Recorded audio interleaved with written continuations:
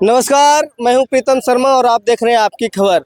अभी मैं मौजूद हूं नदियामा में और चुनावी माहौल कहलगांव विधानसभा क्षेत्र काफ़ी गर्म है और इसी बीच हमारे साथ एक प्रत्याशी हैं भारतीय अखंड भारतीय युवा पार्टी की तरफ से। इनसे थोड़ा बातचीत करते हैं और क्या कुछ इनका मोटो है इस बार, इनसे ये करते हैं। सबसे पहले अपना परिचय आप। जी, मैं निर्मल कुमार कहलगांव अनादीपुर का रहने वाला हूँ। जी, तो क्या मतलब अभी जो है और भी अनेकों पार्टियां हैं जो कि बड़ी बड़ी पार्टी भौकाल लेकर चलती है, 8-10 गाड़ी लेकर चलती है, हजारों की संख्या में भीड़ रहती है, लेकिन आप कुछ 10-5 लोग लेकर चल रहे हैं। कैसे जनता को देखते हैं और आपको कैसे जनता समझे कि आप नेता हैं?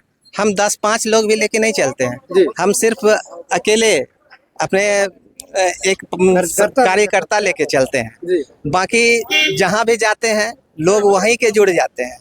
हमें काफिला की आवश्यकता नहीं है। काफिला वही निकाल सकते हैं, भाड़े के भीड़ वही ला सकते हैं जिनको लूटना है। जिनको विकास करना है वो जो है कि जन जन तक पहुंचते हैं, उनकी समस्याओं को सुनते हैं और उसको जो है कि आगे आने वाले समय में समस्याओं का निदान करने का प्रयास करते हैं। कहीं ना कहीं जनता को ऐसा लगता है कि भौकाल जब तक नहीं दिखता है तो वो नेता कहलाता ही नहीं है।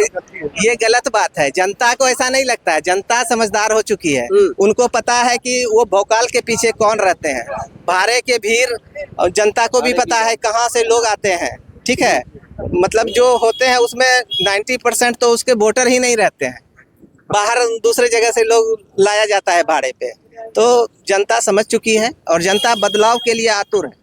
आप इस क्षेत्र में आए हैं, क्या सोच लेकर आए हैं, क्या कुछ जनता के लिए लाए हैं? जनता के बीच इस क्षेत्र में मैं पहली बार तो आया नहीं हूँ। पिछले 12-15 साल से मैं आता रहा हूँ। किसी न किसी रूप में जनता से जुड़ा हुआ हूँ। हर एक पंचायत में, हर एक वार्ड में हमारे मतलब 10-5 कार्यकर्ता जरूर हैं, पहले से कार्यरत हैं।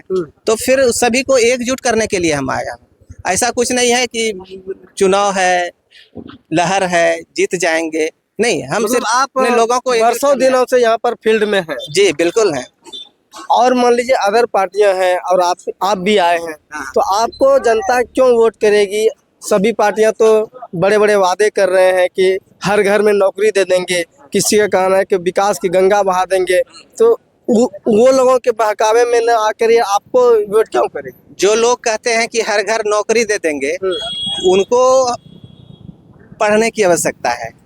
बिहार का जीडीपी कितना है, उस हिसाब से वो कैसे सरकार को चलाएंगे, पहले उस पे वो विचार करें। हर घर नौकरी दे देंगे तो फिर उसका बजट भी तो होना चाहिए आपके पास। कहाँ से लाएंगे वो आप? तो फिर कैसे बोलते कैसे हैं ये बात? सिर्फ बोल देने, सिर्फ जनता को बरगलाने का काम करते हैं। तो आप क्या मैनिफेस्टो लेकर आए हैं जनता के? मेरा मैनिफेस्टो रोजगार हम भी दे सकते हैं। सरकारी नौकरी नहीं, लेकिन रोजगार हम हर हाथ में दे सकते हैं। उसका हमारे पास विकास का एक फॉर्मेट है। लोगों को लघु एवं कुटीर उद्योग से जोड़ करके, उनको प्रशिक्षित करके, उनकी योग्यता के अनुसार उसको मशीनरी प्रोवाइड करके, उसका सामान का मैन्युफैक्चरिंग करके, उसका जो है कि मार्केटिंग करा के उनको जो है कि एक बिजनेस दे सकते हैं। आप कहना चाहते हैं कि प्रत्येक व्यक्ति को सरकारी नहीं लेकिन रोजगार दे सकते हैं। रोजगार, स्वरोजगार से जोड़ के उनको रोजगार देने का काम करेंगे। और अभी हमारे पास उतना व्यवस्था नहीं है, फिर भी कुछ लोगों को रोजगार दिए हुए हैं। और हम चाहते हैं कि प्रत्येक वर्ष अपने, अगर जनता मुझे अपने प्रतिनिधि के तौर पे चुनती है तो प्रत्येक वर्ष 1000 युवाओं को, लोगों को प्रशिक्षित करके उनको स्वरोजगार से जोड़ के रोजगार देने का काम करेंगे।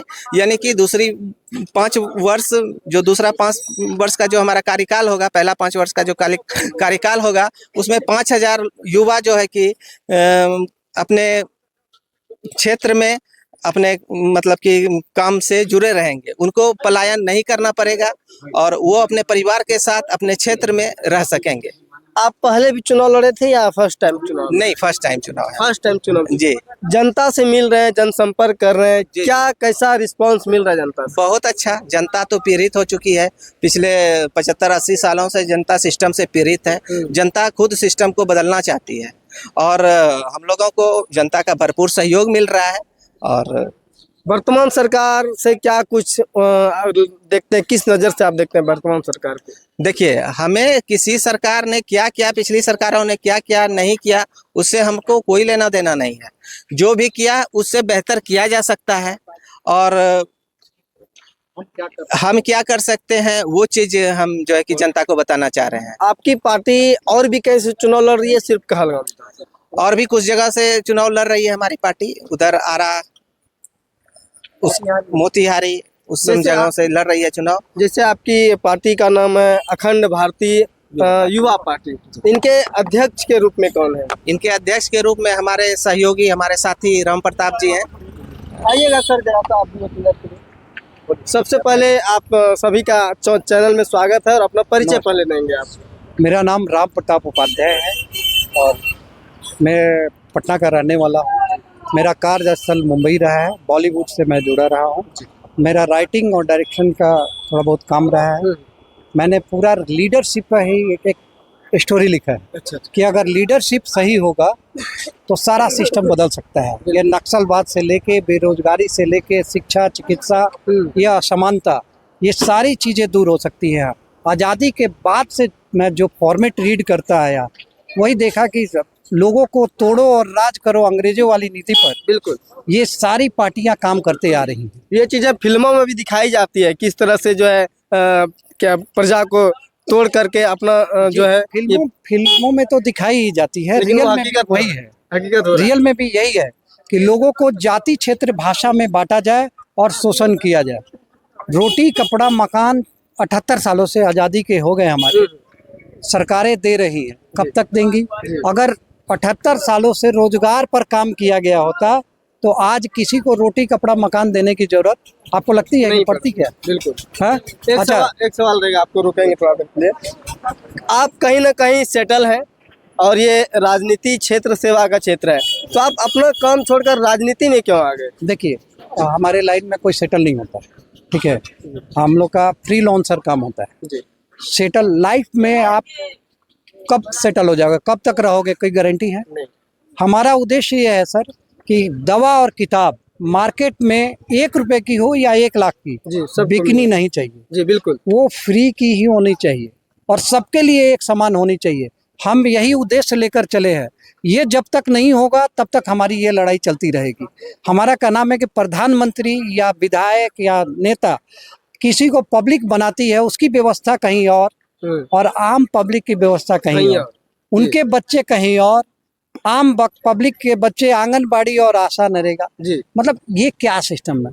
इससे समानता आ जाएगा? कोई बता दे। ये जाति, क्षेत्र, भाषा से विकास हो जाएगा? रोटी, कपड़ा, मकान, ये जितने फॉर्मेट है सारे लूट के बने हुए हैं जी। और सारे लोग जानते हैं। ऐसा नहीं है, सबको मालूम है। कैसे चेंज इसको बदलने की जरूरत, वही तो लेकर चल रहे हैं। बोले ना कि हमने स्टडी किया है कि ये सारी चीजें बदलेंगी कैसे, उसके बाद पार्टी बनाई। चलिए, एक सवाल ये है, कहलगांव आप जान रहे हैं, कहलगांव क्षेत्र में आपका साहूपड़ा समथिंग क्या बोलते हैं, चंडिका स्थान के समीप एक फूड पार्क का जो है 2014 में जो है कुछ का हुआ था जमीन वगैरह का, लेकिन अभी तक वो स्टार्ट नहीं हो पाया है, उसके बारे में क्या कुछ कहिए? सर देखिए, स्टार्ट नहीं हुआ वो तो होना ही है, और जो स्टार्ट हुआ है वो भी कितना दिन टिकेगा इसका गारंटी कोई ले सकता है? क्योंकि जब प्रत्याशी या प्रतिनिधि आपका चोर होगा तो चोरी ही करेगा। बिल्कुल, समझे ना। आज रोड नाला बनता है, कल टूट जाता है, इसको आप विकास बोलते हैं? ये विकास नहीं है, लूट है। ये समझना होगा कि जो चीजें बने वो दुरुस्त बने, अगर नहीं बन रही है तो वो लूट है। आज बना कल रिपेयरिंग में है, तो वो विकास है क्या? जब तक आपका प्रतिनिधि ईमानदार नहीं होगा, वो कलेक्टर हो या प्रधानमंत्री हो, कोई भी वो चोरी ही करेगा। तो अगर उससे बचना है तो ईमानदार प्रतिनिधि के साथ आइए। हमारे पार्टी का उद्देश्य है अच्छे लोग आए, यूथ आए, ईमानदारी से काम करे, जीते भी तो ना दलाली ना कमीशन, फ्री का काम होना चाहिए और बढ़िया काम होना चाहिए। और सबको कुटीर उद्योग से कैसे जोड़ा जाए वो फॉर्मेट लेकर हम लोग चल रहे हैं। शिक्षा, चिकित्सा जब तक सबके लिए सामान्य नहीं होता, कोई समानता नहीं आएगा। ये आंगनबाड़ी, आशा, नरेगा, बार बार बोल रहा हूँ मैं कि ये जो सिस्टम बना हुआ है ना, आयुष्मान भारत, ये सारे लूट के हैं। ये गंगे नमामि के नाम एक तरीका ढूंढा गया है अरे सर, ये लूट का ही फॉर्मेट है जी। या आम। अच्छा एक बात बताइए, सिस्टम में आपको जस्टिस कहीं दिखता है क्या? वो तो न्यायिक प्रणाली भी पब्लिक आवाज को ही ही है, पता है। बहुत सारा बातें, को ही पता है। बहुत सारी बातें हैं सर। बोलेंगे अभी देखिए, हर व्यक्ति एक दूसरे को जहर बेच रहा है। बिल्कुल। हमारी सरकार जो है यूरिया और फर्टिलाइजर के रूप में सब्सिडी पे जहर बांट रही है, और ज्यादा दम। नहीं उसकी जरूरत ही नहीं है सर। जैविक खेती की तरफ जाना होगा लोगों को, और उसमें ज्यादा उपज होगा, उसका भी फॉर्मेट आ गया है। कई कंट्री में हो रही है। हर आदमी जब बीमार हो जाएगा, तड़पेगा, तब फिर दवाई कौन चाहिए। विकास किस काम का होगा? जी।